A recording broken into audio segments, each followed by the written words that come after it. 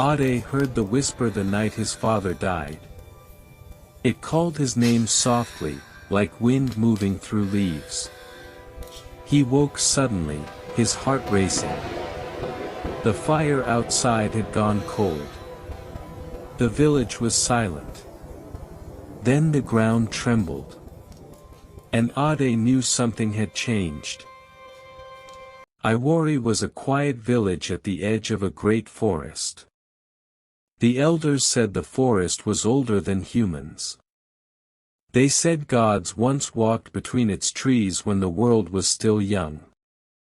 Children were warned never to enter the forest alone. Some who did never returned the same. Some never returned at all. Ade had always obeyed. Until his dreams began. Every night, he saw fire falling from the sky. He saw iron dripping with blood. He saw a smiling face standing at a crossroads, eyes bright with secrets. And always, always, there was a shadow behind him. Watching. Waiting. His father, Baba Deli, was a hunter. Strong hands. Sharp eyes. A man who spoke little and listened to the earth. One evening, Baba Deli took his bow and entered the forest. He never came back. At dawn, the hunters found him lying on his back near a fallen tree. There were no wounds. No blood. But his eyes were open, burned dark like charcoal. The elders whispered among themselves. No one spoke of it loudly. But everyone felt it. Something had returned. After the burial, Ade stopped sleeping well. When he closed his eyes, he heard voices. When he woke, the air felt heavy, like the sky was pressing down on him. One morning, an old woman came to their hut. Her name was Aya Agba. She walked slowly, leaning on a carved staff. Her eyes looked cloudy, but when she turned her head, it felt like she was looking straight into Ade's soul. She asked for him. When he stood before her, she touched his forehead. The wind screamed. The fire pit burst into flame without being lit. Ade cried out and fell to his knees. Aya Agba nodded. The gods have opened their eyes, she said quietly. And they are looking at you. She told him truths no child should hear. Long ago, the gods trusted humans. They shared power. Humans broke sacred promises. Blood was spilled on holy ground. The gods pulled away from the world. But power never fully leaves. It sleeps. It waits. And now, she said, it has found you. The change came fast after that. Ade could feel things before they happened. He knew when rain would fall. He knew when someone was lying. Sometimes, when he was angry, the air around him crackled. One afternoon, older boys chased him near the edge of the forest.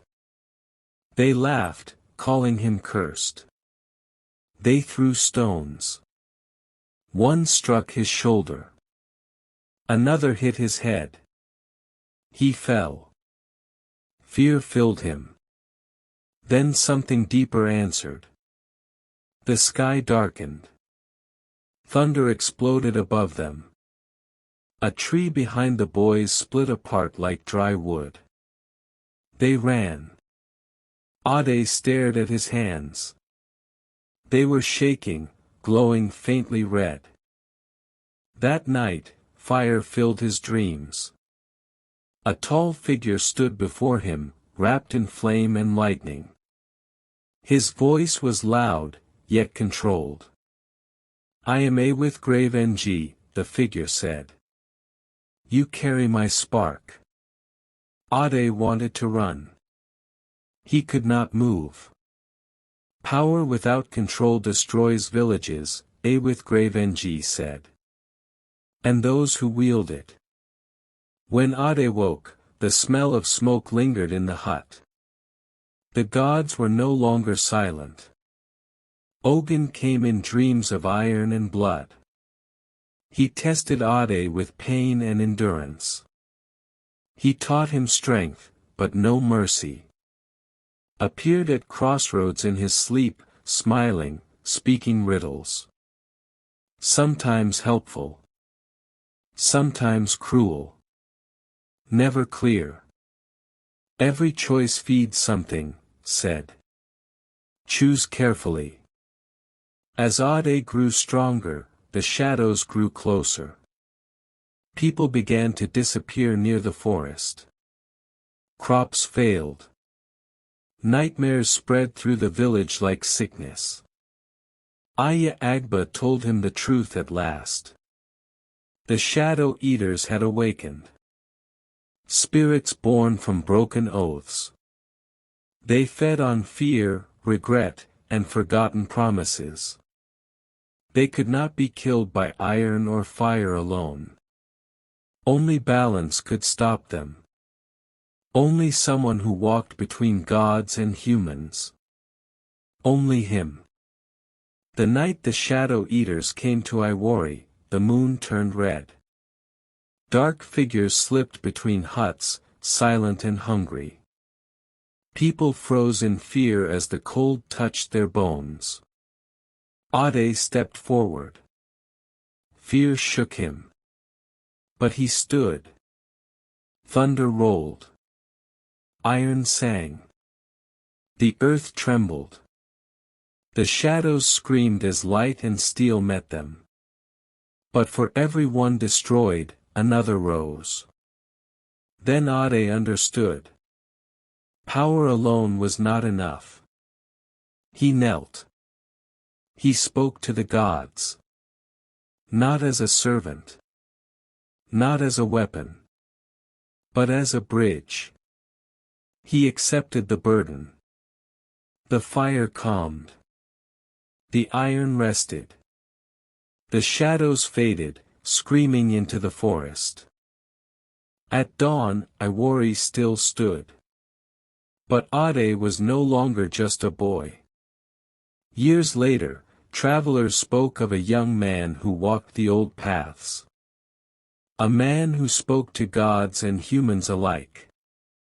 A man who kept balance where chaos tried to grow. The forest still whispered. But now, it whispered his name with respect. And far away, the gods watched. Waiting. Powers is not given to destroy others, it is given to test the heart of the one who carries it.